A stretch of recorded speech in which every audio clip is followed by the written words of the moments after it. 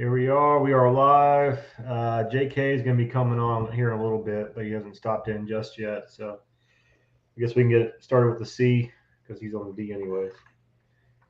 Um, Prize of Palooza weekend. Daggone Amish, man. Yeah, who would have guessed? Yeah. Let's see. All right, turn to the comments. All right, we lost to today's 23-15. There he is. SMU beat Steve's. Hooks beat Breeden. And then Rock Run beats Tiger Fitness. And then Rock Run then goes ahead and pretty much just looks like they ran the table from there. Amish does it again. No bat testing, so we'll never know. But they're always strong. Here he is. Hey, what's up, fellas? What's up, JK? So I watched How's a little bit of the today? Rock. I'm good. I just heard you talking about the Amish domination. Yeah, did you get to watch any of that? Just a little bit of it here, yeah. I got to see both games against SMU, and honestly, man, SMU They hung with them. Yeah, they had both games won and lost the lead late. Yeah, the Amish, man, they don't make errors in the outfield, man. They don't misplay balls out there, and I think it makes them tough. Don't give up no gaps. Well, they all take extra bases too. That's a lost art. Defense. We could learn something by watching that, right? I preach that stuff, but it doesn't mean they do it. Well, I'm not built for taking extra bases. So, were they playing a 4-man or were they playing a 5-man? They're playing 5-man infield when I watched. Okay. I saw him play. I saw him play Tiger Fitness early and really run through them. A lot of those Amish teams do play a 4-man. Yeah. It's really tough on turf when they do that because, obviously they take away the gaps in the outfield and then they're taking away stuff in the infield too because they're so fast.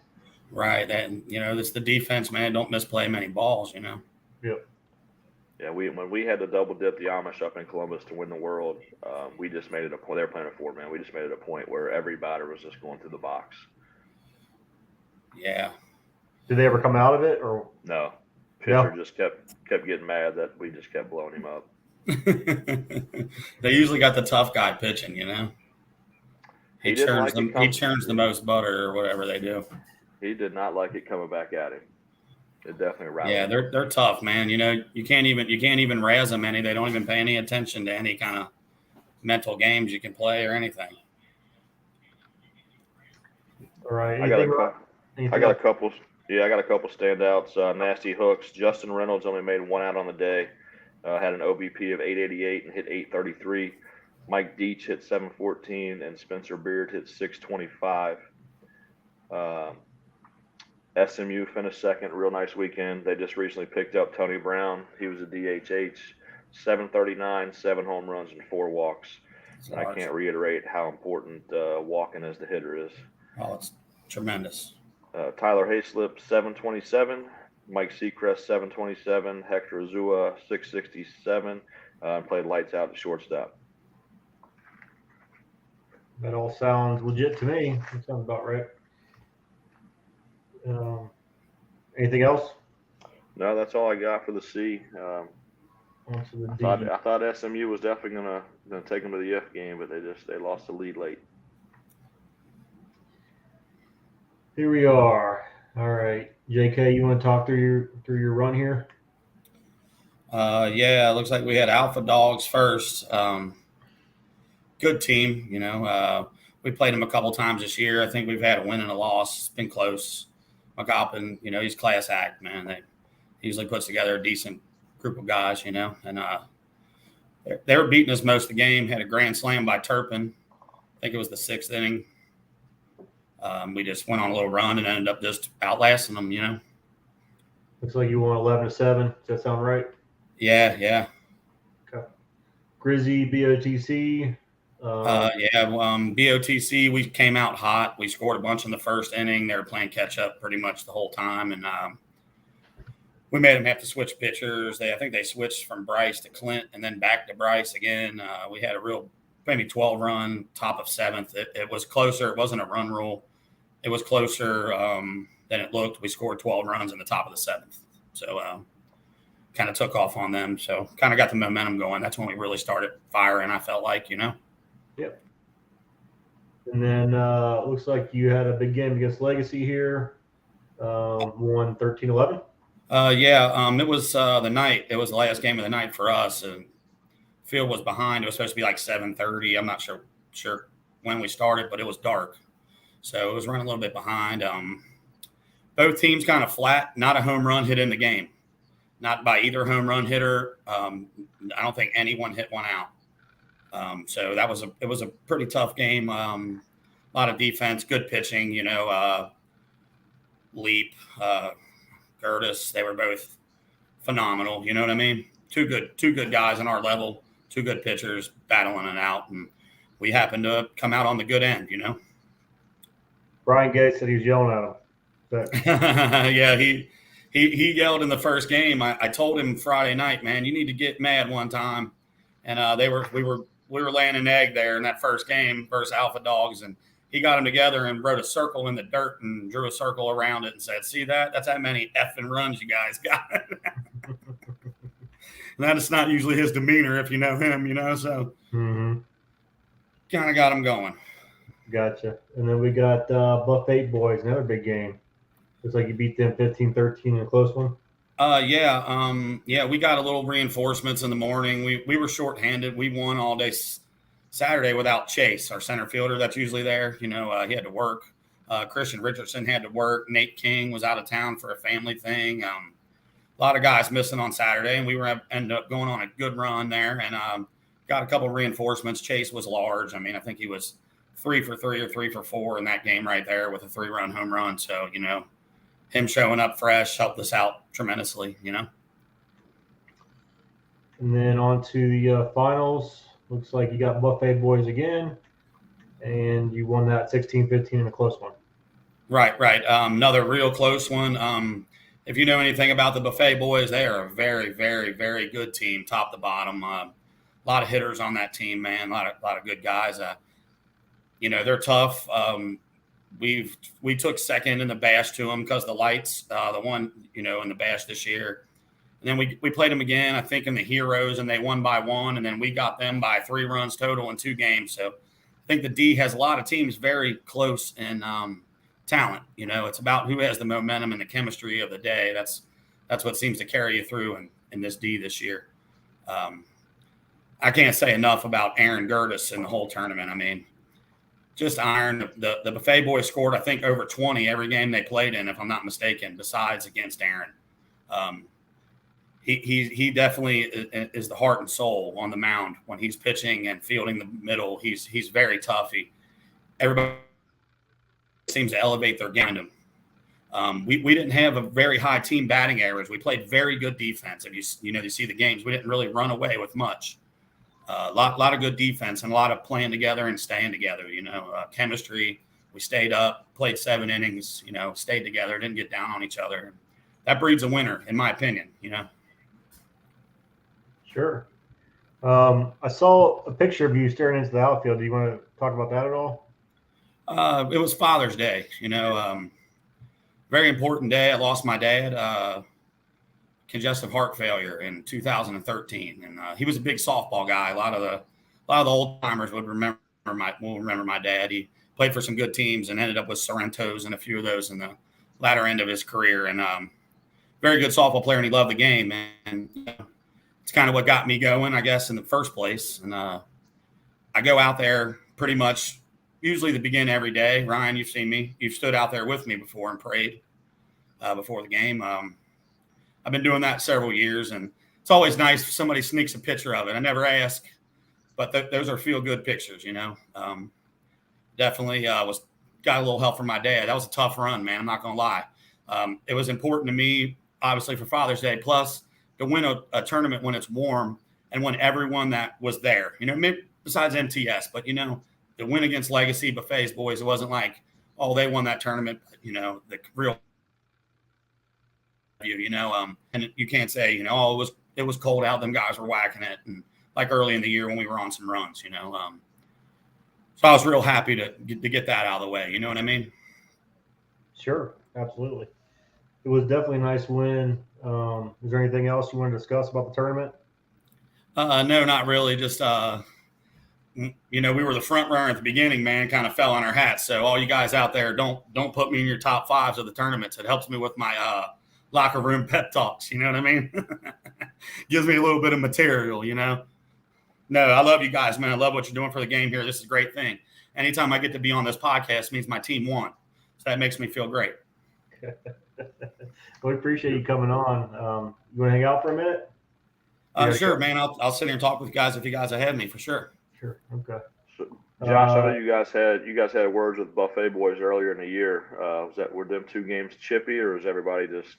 It was a little chippy. The incident that everybody knows about, that's kind of embarrassing as a coach, but we had a cheeseburger flying incident a couple weeks ago that it wasn't my most defining moment as a coach. I'll say that, but got over the hump. Them guys are really classy, and I respect them guys. Very good competitors, and that's what makes softball is the competition to me. They always come with their best. Ryan Collins comes with his best. The Diamond Nation was very good this weekend. Tripods, very good. This D is good, man. OTF, I mean, they make noise and score runs. Every team could win any weekend here. And I turned over a new leaf. I used to be a pretty volatile guy in the dugout, and I'm kind of turning into an old Winnie the Pooh. So I don't like all that yelling back and forth too much anymore. I'd rather get rah-rah with my own team, Tell me about this cheeseburger. What'd you do? Oh man, a couple weekends ago in the tournament, the Heroes or whatever, man, it was a winner's bracket semifinals, and we had been having words with them on the internet back and forth, so to speak. And Tony Bones hit a gap shot that should have been a stand-up double.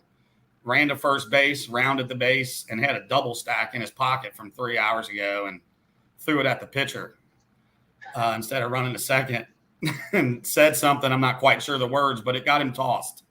And, I didn't know that was going to happen, and I wouldn't have allowed that to happen. That's kind of like not what the game's about, but it happened, so to speak. So, but I'm glad nothing like that went down this weekend. You know what I mean? Was it Wendy's or White Castle? It was Wendy's, man. Double stackaroo. Yeah.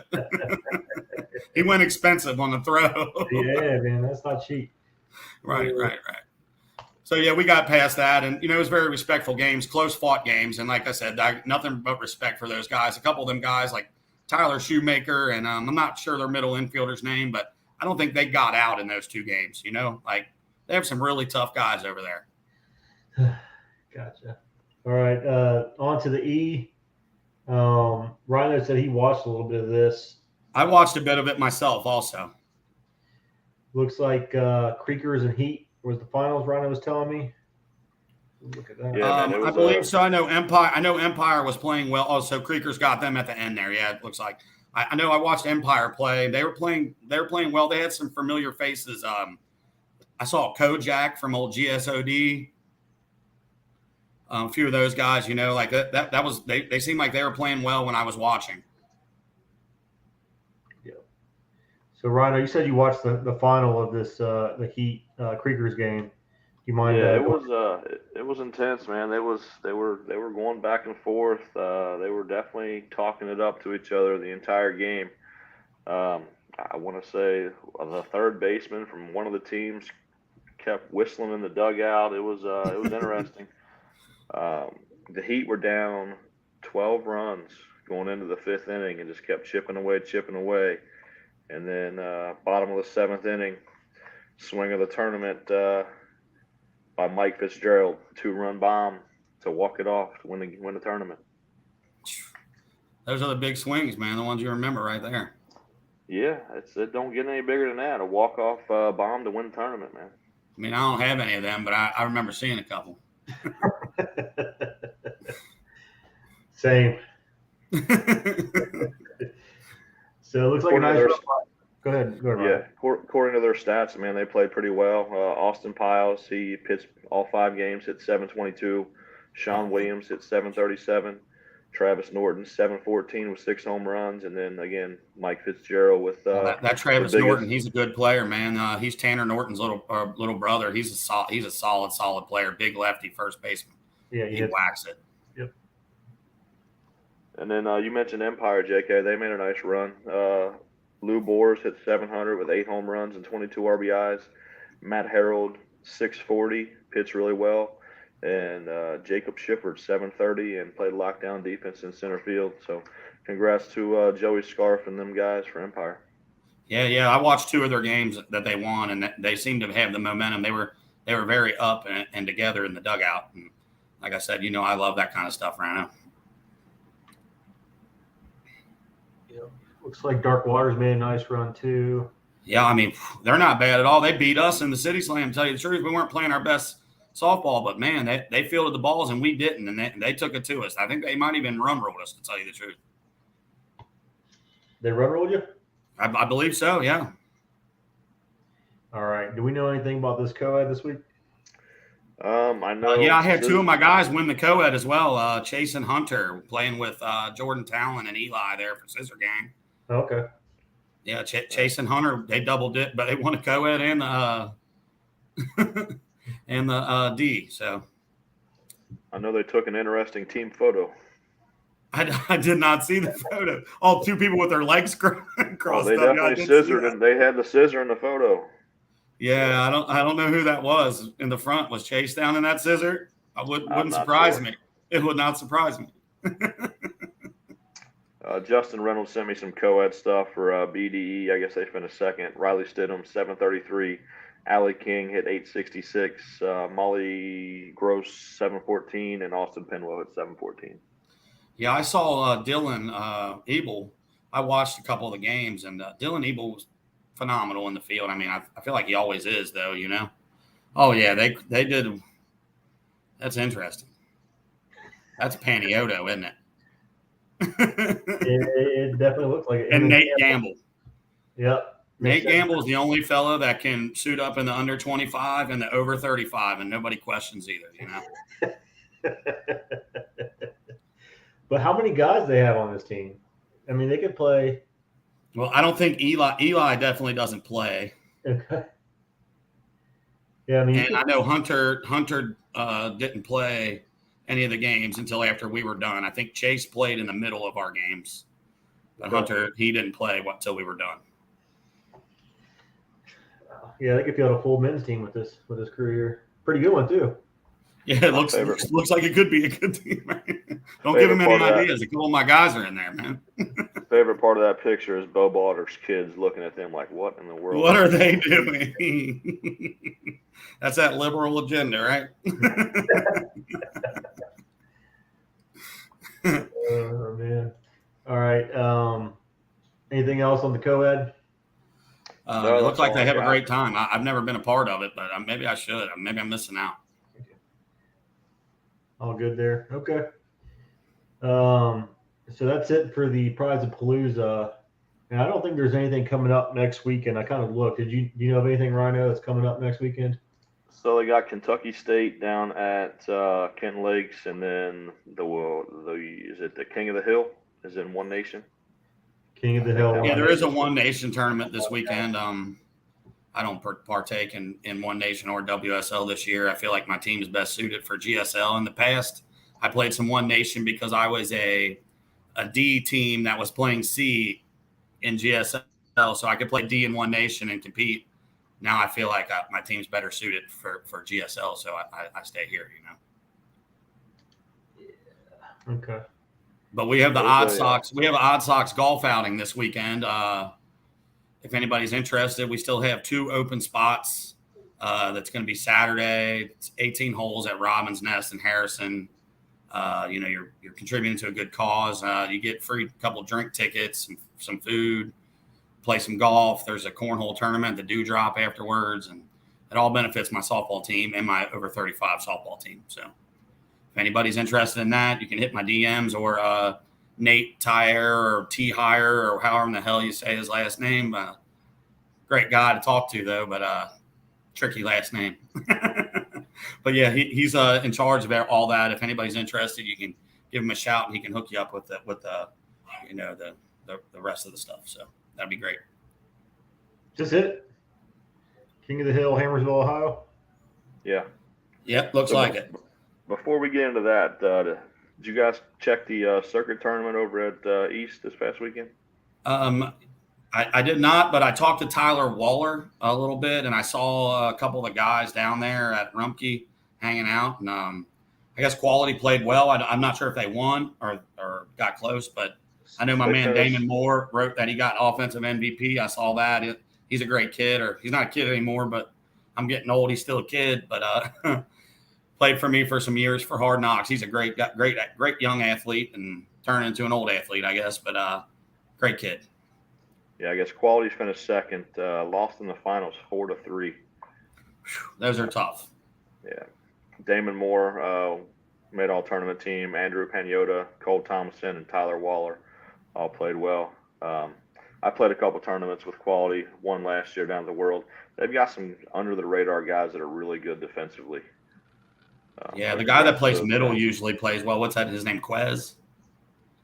Yeah, he wasn't down there when I played, but yeah, Quez is a good player. Yeah, man, he gets it done. He's been getting it done for long as I've been around too. You know, like he's been here. James Mosley, you know, a lot of them guys. I like them guys, man. And then the 50 and over, man, it's kind of like have you guys heard of the Cincinnati A's 50 and over team? No. So it's oh yeah, the A's. Yeah. They wear the athletic stuff. Yeah, they're one of the best 50 and over teams in the country, man. And they used to play at Copley. They keep winning and winning and winning, man. And they always have a good following when they come to Cincinnati, and they won again, got themselves another ring. So congrats to the Cincinnati A's. That's awesome, man. Maybe one day we'll get there, right? I think I picked up 3 of their guys to play in my outfield for the 35 and over. So 50 over team? Yeah, on the 50 and over team. Okay. I mean, I got some Moultons on my 35 and over too, you know. Man, you know those guys don't age, man. They still can run. So I said my man Vino played for Hard Knocks forever. I think he was like 50 then, you know. Alrighty. Before we get into the King of the Hill, there was a big topic. I had a few texts about it. Bat testing last week, or the lack of it. What was your guys' thoughts there? Hate it. Hate a tournament that they don't have bat testing. Yeah, I'm in the same boat. We all know that people carry league night bats and people have pocket rockets and whatever you want us to call them, or firecrackers. Every team has them, you know. None of us are blind to that fact. When you don't bat test, people are pulling them out in the tournaments, and you know doesn't create too much of an even playing field. I know that we were having problems with the bat test at MAB. Maybe you guys can, join in on this. I don't know what was going wrong with it, but guys were opening bats out of the wrappers and failing at the beginning of the year at MAB. And then the next weekend we play at Rumpke and all those bats would pass. I wasn't sure what the problem was or issue, or if they were being tested wrong, but it would put a damper on a few of those early tournaments at MAB for me because, we were up there with 4 bats, and, guys like Mark Curry and Nate Tier, they carry 4 and 5 bats. None of their bats are passing, and they're all brand new. So I really don't get it, but, so I wondered if you guys had an opinion on that. I know what you're talking about, and then a few weeks later, everything was passing. Yeah, like it's weird, isn't it? It was weird how that works. MAB both times, so it went from being overly tight to, I would say, kind of loose. So I don't know. Yeah. As a coach, I pay attention to those things about the bats. When you're playing a team and they got a bat and everybody's swinging it, they're passing it on down, and then they run out of bombs, and then they start swinging something else. And, you kind of see that coming. So bat testing, I think, makes the playing field a lot more even, a lot more safe for our pitchers, whatnot. Since you guys got to stand on the rubber, Ryan, you probably know a lot better than me. I wouldn't. How much stuff I talk, I would never ever take the mound. You gotta have a couple screws loose to want to pitch, man. That's for sure. Right. I think sometimes it's more they have to pitch instead of want to. Yeah. But yeah, I think batting testing is the way to go. How you feel, Z? Same thing? Absolutely. I don't think it's a big surprise that, the normal teams weren't in the mix this weekend, at least in the C. because I know everybody says they have good ones. I'm sure we have some that are a little bit under 220, but we don't have any like 140s and 160 bats. Right. That's dangerous to be swinging that, especially at that level. Some of the swings I saw this weekend I haven't seen since the conference was in town. And yeah. I agree. Like I've seen some very far hit balls when I was watching the sea, you know. It wasn't even those. It was a line drive down third base. I haven't seen anybody hit a ball like that since we played Austin Dahl in the Tropics and the Metro here. Right, yeah, last year in the Metro. Yeah, I haven't seen a ball hit that hard since. And so maybe the bat. Yeah, I saw one of the Amish fellas. I don't know his name per se, but I seen him hit one on the field that faces. I don't know the numbers anymore because they move them around so much, and I got a bad memory. But the one that faces the street, you know. Yeah. And he hit it and it landed in the parking lot halfway across the street, man. And I don't think it ever reached its peak until it went over the street. It started off at about 15 foot high and just don't know. It needed a GPS on it. You know, it was gone. It was gone. Yeah, and those are fine because 301 or 501, it's the same thing. It's the stuff coming through the pitcher like you're talking about. Right. Well, that 501 swing right there. If he doesn't elevate it, it's through the pitcher. Yeah, exactly. You know? Like the ball I saw go down the third base line. The third baseman's almost too close for that. How fast? Yeah, you might get killed down there. Right. So that's the kind of stuff that I worry about. So yeah, you don't want to see anybody get hurt. Everybody has jobs. That's one of the things I talk about to myself when I'm out there looking in the sky. You know. Right. Yeah. So that was my thing with it, and maybe all the bats were legit, maybe, but we'll never know. Them guys work hard. They work hard for their jobs, and they practice a lot. So I would like to think their swings are good from practice. I wouldn't never like to say somebody had bad bats unless we can, prove it. Yeah, I'm not. Bat testing would even the field prove it a little bit, Yep. Okay. Anything from you, Rhino, on that? So, yeah, well, not on that, but I had a couple people reach out and wanted to talk about field conditions at West. And it's concerning when some of the best infielders in the city are talking about how bad a hops they continually get at West. And I don't know how to fix it. I don't know the answer. I don't know whether it's dragging them periodically. I don't know whether it's watering them throughout the day. You do that stuff and games are even farther behind. So I honestly don't know what the answer is, but when the best infielders around are telling me that this is getting ridiculous, something's probably got to change. It was a warm, dry day. It was very concrete-ish there through the afternoon. Would you agree? The balls were hitting and bouncing head high for a lot of the day. I think it died down a little when the sun went down Saturday, but it was an aggressively playing infield during the day for sure. When you hit the ball, top spin, it was hopping high. Guys were taking them in the chest left and right. I don't know. I don't know if there's fixing that. There ain't. I was more concerned with the batter's boxes myself. I have a shorter guy, Josh Turpin, made the all-tournament team also, played short for me this weekend. I don't know if you guys saw him or if you know him. He's from Indy, but he's maybe 5'5", 5'6". But when he's in the batter's box on the championship field we're playing on, he was more like 4'10". For this pitcher, it had to have been hard throwing a strike. I mean, the guy literally, we got pictures, Steve's kid took a bunch of pictures. You couldn't see his shoes. It was shin deep. Is that on field 4, the one facing the road? Yeah. The right-handed batter's box. Yeah. I mean, it was legitimately, if you look in our picture that we took as a team, I don't know if you could bring that up or whatever. I was standing in the dip. Steve Harrington's standing next to me, and he's 3 inches taller than me, but I'm 3 inches taller than him in real life. I don't know how big of an inconvenience it would be if they would turf the batter's boxes. And I don't even know if that's even possible, just to turf the batter's boxes. Yeah, just, and then they throw dirt on it, and then the next guy comes in. See, look how I'm standing. I'm down in the hump. Nate Tier's behind it. See him next to me over there? Yeah, I'm taller than Brian Peace. I'm taller than Steve. Not in that picture, though. Yeah, so it was pretty far down there, you know what I mean? And like I said, you throw a bunch of dirt in it, they try to pack it, and you go out, and the guy leading off, the first guy of the game, digs himself down in there and kicks it all right back out, so I really don't know what the fix is for it. It's like that at MAB. I mean, you remember a couple years ago at league night, the guy slid in there and broke his leg on it. That's what I'm more worried about. You're running home and there's a humongous hill there. What happens if then there's a play and a guy has to slide? So people kind of get on me about coaching third base. I'm very conservative, but it's for that reason, right? Unless it's a big game, I'm not chancing anything going on home plate. I don't want no Right, progress. because that's a nasty dip on all those fields. You agree? Yep. So if you have to slide, you might break your leg there. You might trip. You might turn ankle. So if it's going to be even a chance of a play at home plate, you're staying with me. And if I lose, I tell my guys, the faster guys that you can't really talk down, like Chase and Hunter, slide hard inside or slide hard out the back door. yep. Don't go in leg first at the plate because you're not going to get back up probably. You know what I mean?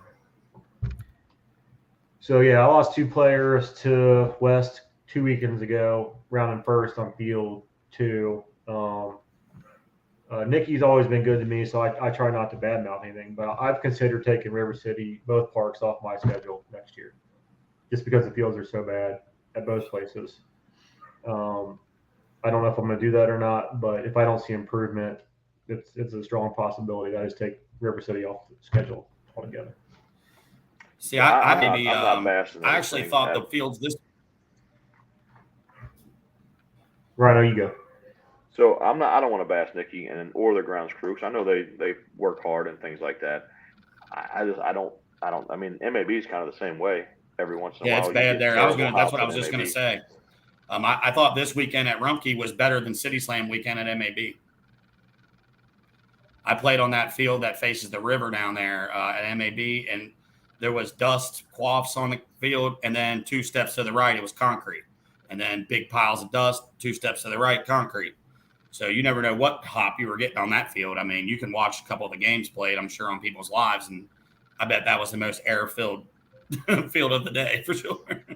So, and then you run into the issue if they do schedule field breaks where they water the field and drag the fields, then you're going to have people complaining, oh, well, the game's We've been sitting here for 7 hours and this and that. So you're kind of in a lose-lose situation. So I really don't know what the answer would be, because no matter what you do, somebody's going to complain. Right. Yeah. I just think the batter's boxes would help being fixed for health-wise and running from third to home. I don't know how you fix it. That's not, my area of knowing anything about, but I just know they're getting worse and worse over the years. I mean, of course, because more games are played there every year, but it's tough probably to keep that level, I'm sure, So let me ask you this, because I don't ever have to deal with that because I'm left-handed and I don't have any issues with batter's boxes. But why, and I've never dug in a batter's box, so why are people just constantly digging in a batter's box? What does that do to help you? I have no idea. I don't know. I never did it. I never did that either. She told me, Nick, you told me one time, that is the baseball kids. Okay. So they'll put them out. Yeah, and I can see that because, when you're younger, you got the cleats, you're digging in, you're trying to brace, But in softball, I don't see if it makes it, you know what I mean? Like, I'm sure it still happens in softball, but it's the kids with the metal spikes that dig up the mats or whatever they put down, and that clears it out, and then you're off and running. Right. So it sounds like it's baseball more than it is softball. Yeah. Yeah, but I know there are people work round the clock down there to make it suitable for us to play. I know that as of Saturday, there wasn't very much rain happening, and it, a couple of days before that, and it was dry and warm Saturday. So I'm sure that a lot of people took some bad hops. Yep. So, I mean, that is what it is. And as far as MAB goes, I think I've played 2 games that weren't on 1 and 2 in the last 4 years. So 3 and 4 could be just as bad. I don't know. We don't play on them very often. Yeah. So I didn't play on those 2 fields for a while when I was in the C playing against you. We were. Yep. He keeps cutting out. Right. Normally over there on the other 2 fields, but now being them fields were bad shape at MAB. I'm not gonna lie. So it's very possible. Yeah, like I said, we don't go over there too often. So isn't that one of the reasons that we lost the major? People. I heard it was rain. I think 2 out of 3 years it rained part of it out, and I guess they said that place floods too easy or it rains out too easy. So they didn't want to waste the money, is what I heard. I'm not really sure. That's just something I heard being tossed around. So I heard the rumor that they went to everything's turf now. So I don't know if that's true. I didn't double check that. So they don't have to mess around with the weather. You know what I mean? That, and then everything's always the same, right? You're always right. playing the same hops and everything. And that sucks because that's been coming here. I know, Ryan, you've been around softball. Me and you, crap, I've known you since you were probably like 17. We've been looking at that a long time. We've been going and watching that. I've watched it with you. Z-Fly, I'm sure you've been affiliated with a lot of it too, watching the majors. I always thought it was a good time. Made sure I got down there to see some games, because I don't get to see that every day, and I'm a softball head, Mm-hmm. So that's going to suck not having that. Yeah, it was a great event. All right. Anything else before we button it up here? No, man. Thanks for having me, guys. I appreciate it. I had a great time. Any other time you want me to come on, just give me a shout. I'll be all for it. Okay. You guys want to go through this King of the Hill or that draft this weekend? Yeah, they got the Ultra draft this weekend. Yeah, you can put it on up. I'm not so sure. I'm not all that familiar with it, but I'd hang with you guys if you want me to. Honestly, that Ultra draft. If I knew my daughter's schedule prior to the Ultra draft, so I knew I couldn't play in it. But that seems like it's going to be a good time. Yeah, Paul Coyne was promoting it pretty heavily, telling me all about it, a little bit about it. So I'm sure it's going to be great. Do you know about any of the numbers, Z-Fly? How many guys they have signed up or anything? I have seen nothing. So I can search it up real quick, but I don't even know where to look. Is there I know. I mean, it was pretty expensive to get in. I want to say it was between $250 and $300 to get in, but you got a bat. Yeah, they were giving you a bat, some clothing and stuff like that. I think hats or something. So I think the $300 definitely, or if it might not even been $300, but whatever you paid, you definitely got your money's worth of stuff, right. To play and stuff like that. So I think it's cool they're doing things like that. I always like the drafts. They've been suffering here, the super drafts. I coached the team for 3 years in it, and I went from having 20 major players here into Cookie's the first pick and Jimmy Warren's the second. So right. Yeah, it was a lot of them drafts are a lot of fun when you get the major players down here to play.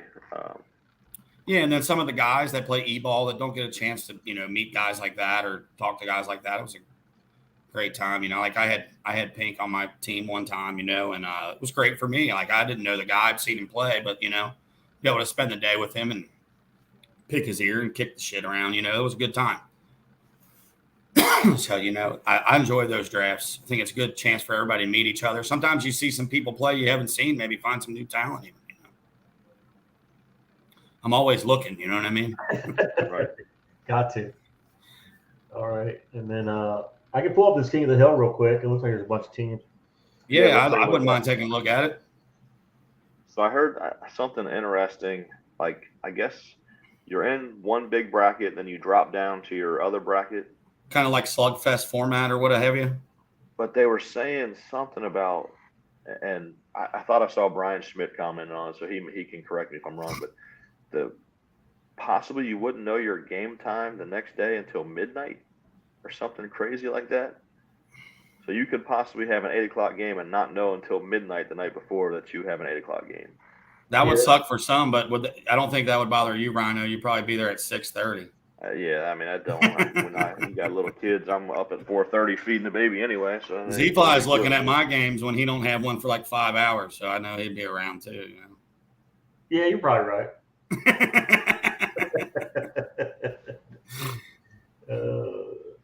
All right. So from local, Tiger Fitness. Let's see. SMU. Nice run last weekend. A lot of out-of-town teams. I'm guessing this is a list. I'm like Frickers. There's Frickers. Frickers, TF&M from Michigan.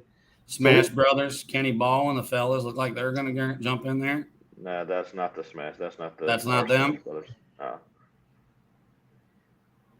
Because I know they're playing Kentucky State WSL because I'm playing. Oh, okay. And that's the E. Is that the E Kentucky State this weekend? Yes, sir.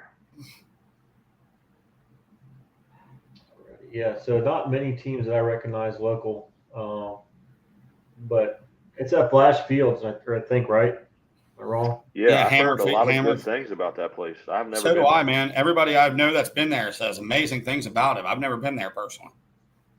It's definitely not easy to get to from the west side. It's on the bus line. I might show up, You got your Metro card up to date?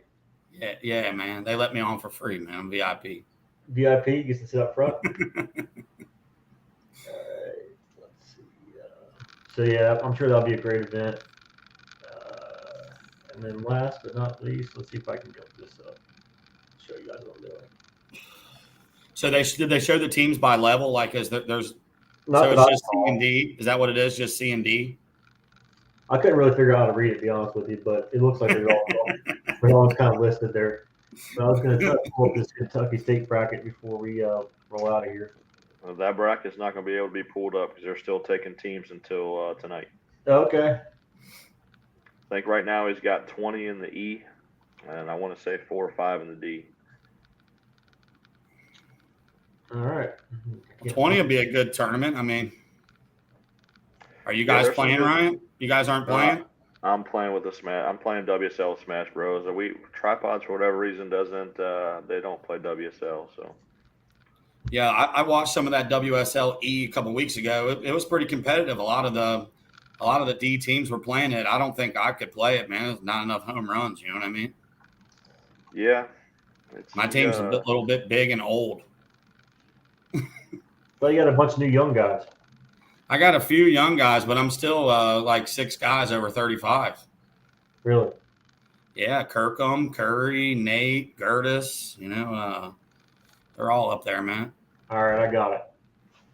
Mo in the D, Mo running Rebels, Hub City, Huey Design, Shelby. That's a good little 5-team tournament. Oh, yeah, Huey's always tough, man. Mo's good, yeah. Who do you like there? Oh, I'm taking the Rebels. Yeah, I'm gonna say Rebels also. All right, I'll take Hub City just to be different. All right, E, we got Rib City, OTF, Nasty Boys, Pop, Reapers, T-Bone, Wilson Concrete, Smash Bros, Players, Real Mafia, Tribe, Eights, Empire, Shut Up and Play, Chef's Cut, Heat, Dublin's Pub, Balls Deep, Team Sting, Exotic, and Gabi Law. Who do you guys like in that? OTF. OTF? Yeah. Rhino likes Smash Bros? No, I do not. I'm going with Balls Deep just for the name alone. I'm going OTF, man. They got Danny Loveless, man. He's a freaking stud, man. He's a good pitcher. He's something else. I'll tell you, man. He's another one of them young veterans. You know what I mean? Young veteran. That's a good way to put it. I don't even know if he's 30 yet. Seems like he's 60 though, doesn't it? Yeah. You know who another one like that is? Ryan Isles. He feels like he's like 35, but he's only like 26. He's been around forever. And so, did I pick a team? I didn't pick a team. I'll go with Heat since they're hot from last weekend. Yeah, for sure. And then the Rec, we got American Outlaws, the Boys, Woodpeckers, Outcasts, Tailor Made, Grizzlies, Free Agents, HBS, East Side, Northern Kentucky Riders, Madness, and North Side. Do you know any of those teams? I'm going to go with the Woodpeckers. That's what I was going to say, man. Woodpeckers. You can't go wrong with a name like that. Yep, I'll go with Woodpeckers as well. There we go. It's a clean sweep. I got balls. I got the Peckers and Balls Deep. we know what you're dreaming about. Right. Alrighty, I think that's pretty much everything for this week, unless you guys got something else. No, man. I don't know anything else going on. Odd Sox golf thing, man. Holler at me. Get with JK if you're looking to golf this weekend. If not, then we'll catch you next. For sure. All right, guys. All right, thanks, everybody. Thank you. Later.